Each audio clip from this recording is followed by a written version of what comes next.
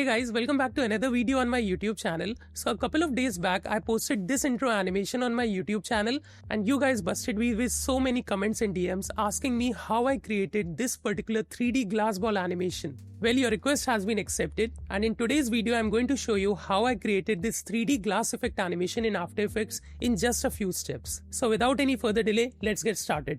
Alright, let's get started with After Effects. First, we will open up a new composition here. The size of this composition is going to be 2000 by 1000. For the duration, we are keeping it around 15 seconds. And for the frame rate, we can go for 30 FPS. Next, we are going to use the rectangle tool to create a square shape. You don't have to focus on correcting the shape, as we can go down to the rectangle menu and change the size to 1000 by 1000. Next, align the anchor point to the center of the shape and align the shape to the left hand side of the composition. Let's rename this shape layer to white. And now change the color of it to white as well.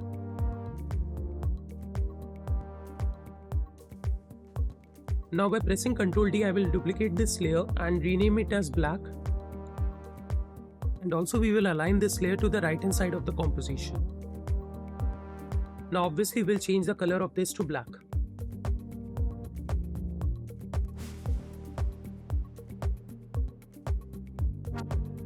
Now duplicate this layer again and this time we are going to rename it as blue square.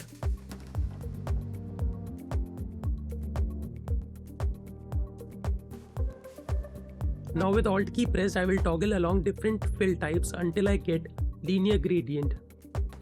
With the handles of the gradient selected, spread the gradient to both hand sides.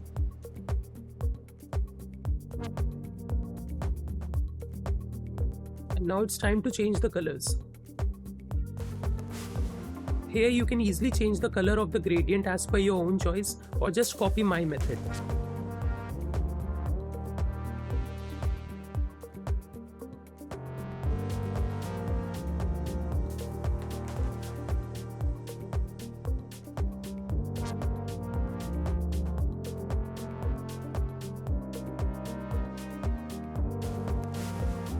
Well, this looks much smoother. Now we can continue. Now let's create another copy of this layer by pressing Ctrl D and this time we will name it as dark part.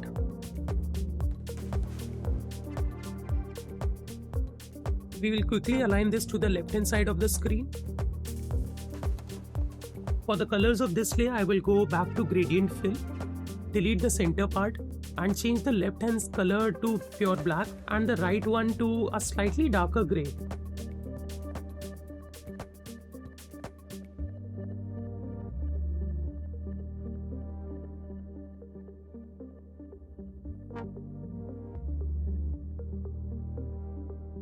Yeah, this looks good. And again we are going to duplicate this layer for one last time and this time we are going to rename it as fractal. So basically what we are doing is we are creating textures for our sphere. So here we are going to apply the fractal noise effect. Just drag and drop it right over here and we are going to give it these values. For contrast, I'm going to give it something like 2500 and then for the brightness we are going to give it something very low, so like something like minus 1000. And then we are going to the transform. From here I will reduce its scale a lot around, something like 9 or 8 maybe. That's how I like it. You can also play around with the complexity value, but that's totally upon your choice. Now the only thing that we need to do is go to the transform mode and go to screen. Now this is the texture that I would be using for my glass sphere. Also for now I'm going to close the eyes of black and white shade as this is something we might need later. Now the next part would be to add some effects to create it into a sphere. For this I am going to create a new adjustment layer and rename it as Sphere Effects.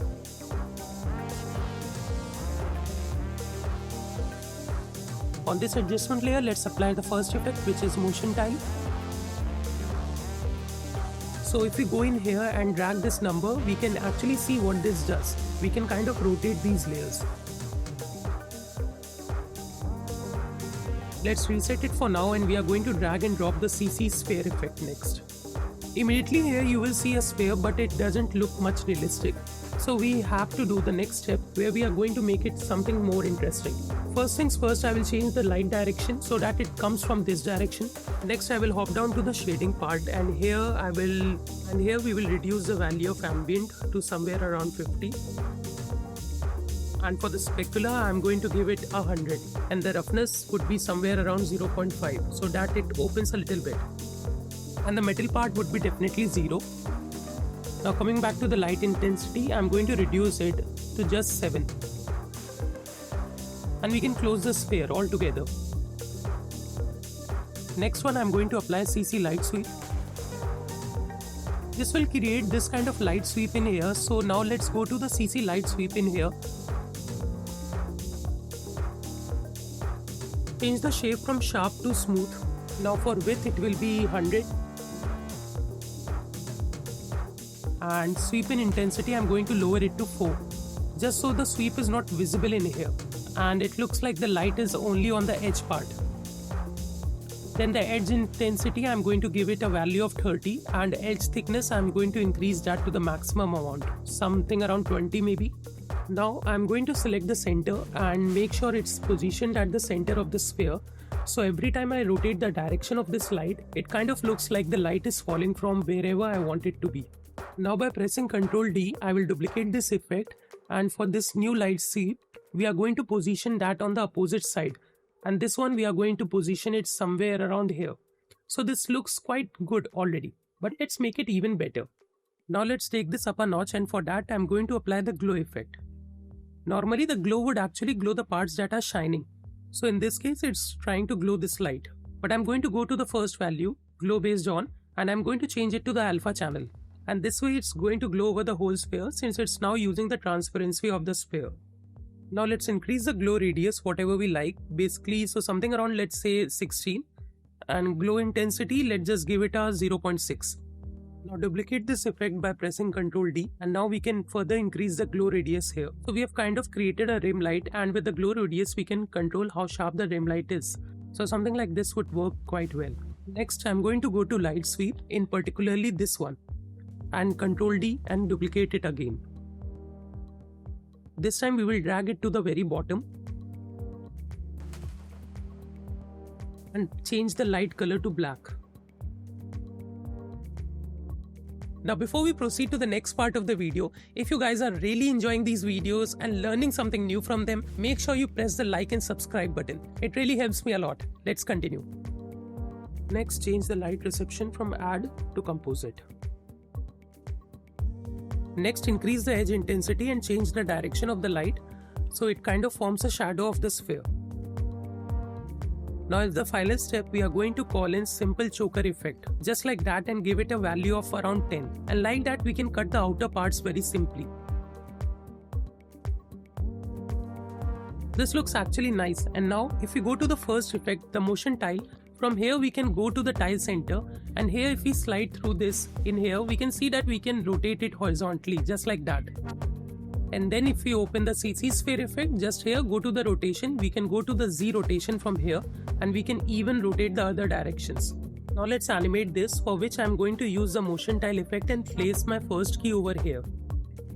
Now if I slide forward over the timeline, I can place another key over here where I can change the value to around 15,000 for instance.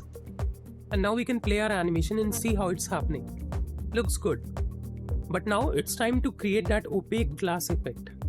Now obviously for the glass effect we need something to be playing around inside this glass sphere. And for that I'm going to create 3D cubes. Let's create a simple new composition. This time it will be a square one. So something around 1000 by 1000 pixels.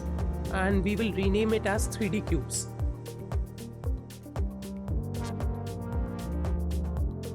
Now I will use a fairly simple method to create the 3D sphere, and for that I am going to use the shape layer and create a square.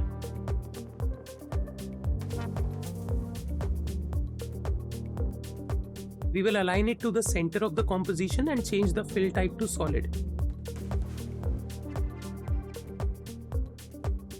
Now we will turn on 3D for this layer and change the renderer from classic 3D to advanced 3D for this one.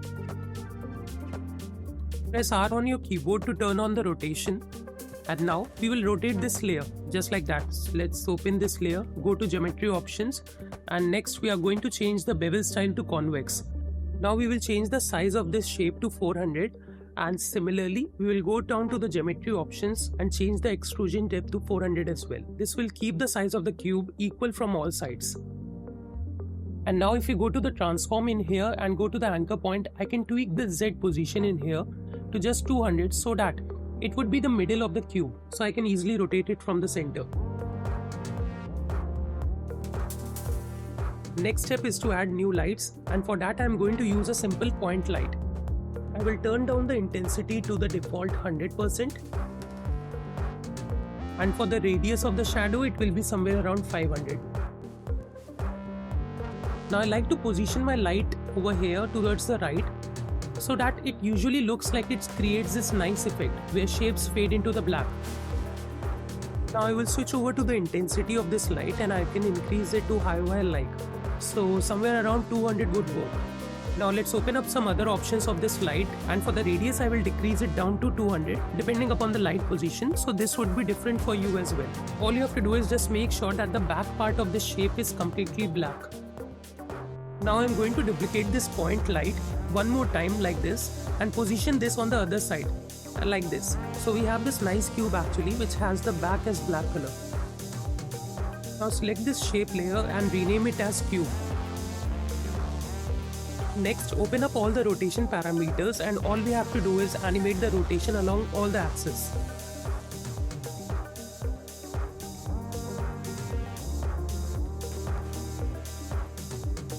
Now we have our amazing cube ready. Let's pick the 3D cubes in here and drag and drop them into the new composition.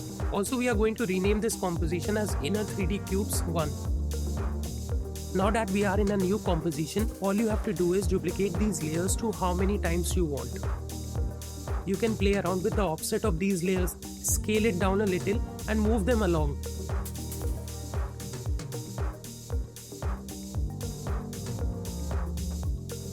Just so these cubes interact better with each other, you can also change the transfer modes from normal to screen.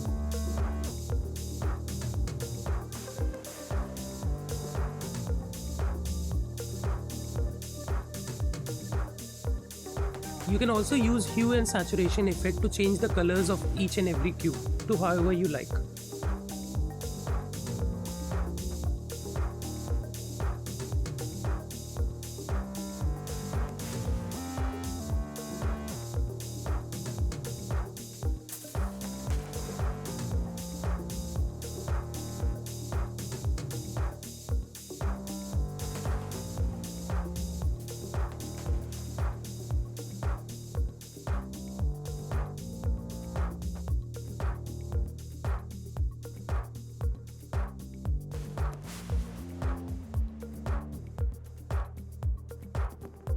Now the best part about having these cubes is we can even make it much better by applying fast box blur effect to it.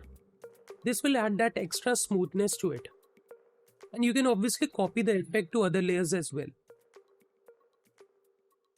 Now if we go back to this beautiful composition where we have all these nice layers with the animation, we can simply pick all these layers in here and right click and click on pre-compose. We are going to rename this composition to orb to texture. So all the details of our orb are inside this orb to texture composition. Next step, I'm going to select this inner 3D cubes composition and drag it down to our main composition. Let's scale it down a bit so it's placed inside our glass sphere. Now it looks good, but obviously we need to create that glass effect, and for that I'm going to select the orb to texture composition over here in the project panel and duplicate it with Ctrl D. In this new composition, I'm going to rename it as Orb to Texture Black and White. Now if we go inside this new composition, we will find that we have already created the black and white layers as well, which were previously hidden. So this time I'm turning on those layers and hiding everything else apart from the sphere effects. And we will get this black and white sphere.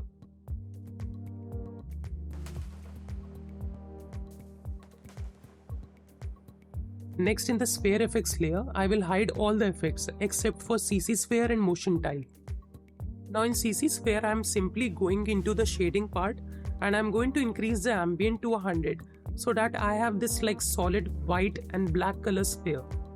Next up, I'm simply going back to my main composition, and from the project panel, I will drag and drop this texture black and white layer.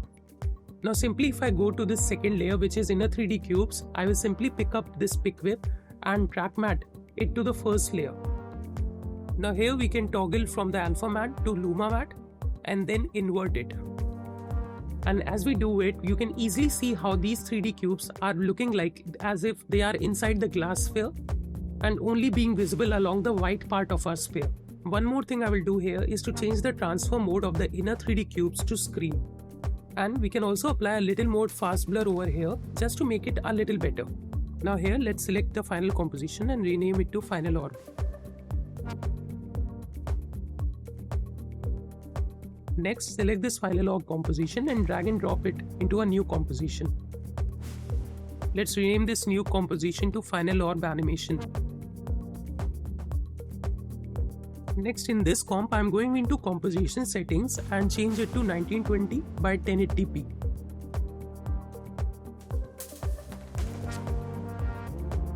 Now let's resize this composition to around, let's say, 70%. Next, let's animate this orb. For this, I'm going to place 2 keyframes in the position value. I want to animate this orb going from left to right.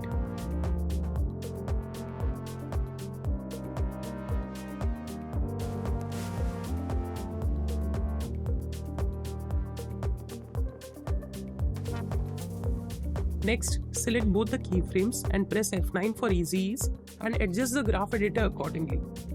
At this point, animating this sphere is totally upon your choice, whether you want to scale it, rotate it, or just move around with the position keyframes.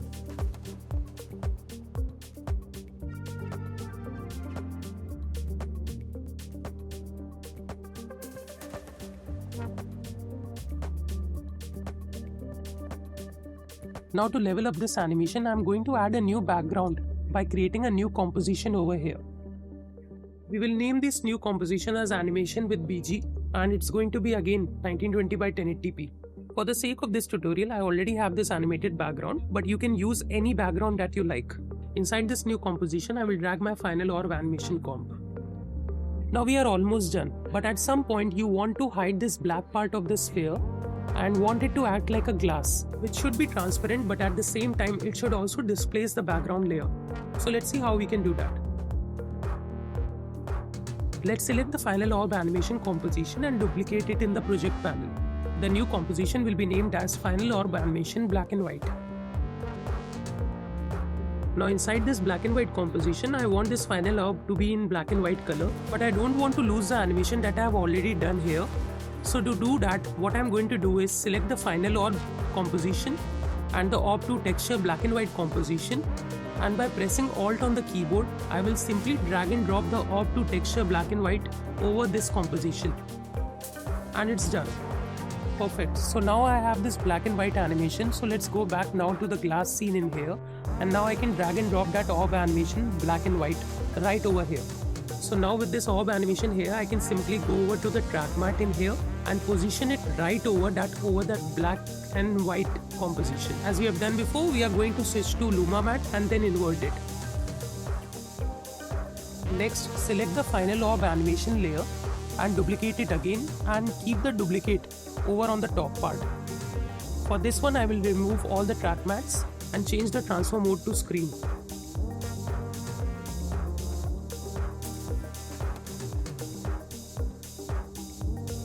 So now I have kind of that glass look, but the background is exactly as it is and it's not displacing anything. So to displace the background, what we are going to do is we are going to simply bring in a new effect. And for that, let's create a new adjustment layer and rename it as displacement. On this, I will apply the effect displacement map. Here in the displacement map layer, I will choose the Final Orb Animation, which is our original animation layer. Now for the displacement amount, we can change it as per our own choice. Next, we will drag down this displacement layer right above the background, so it only affects the background layer.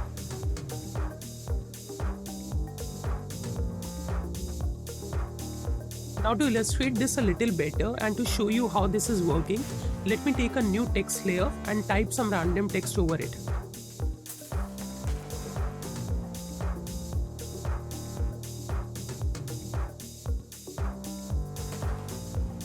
And as soon as I place this text under the displacement layer, see how it's affecting really good.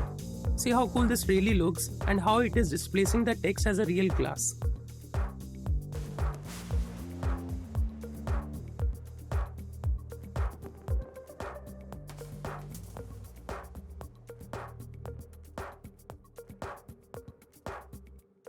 And now, to make it really close to what I created for our client, I also added an adjustment layer, and to it I added deep glow.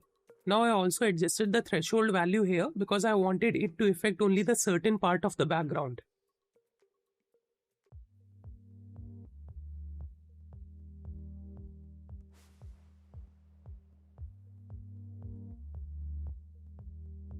To make it more prominent, you can always go back and adjust any of the values, be it the texture or the highlights.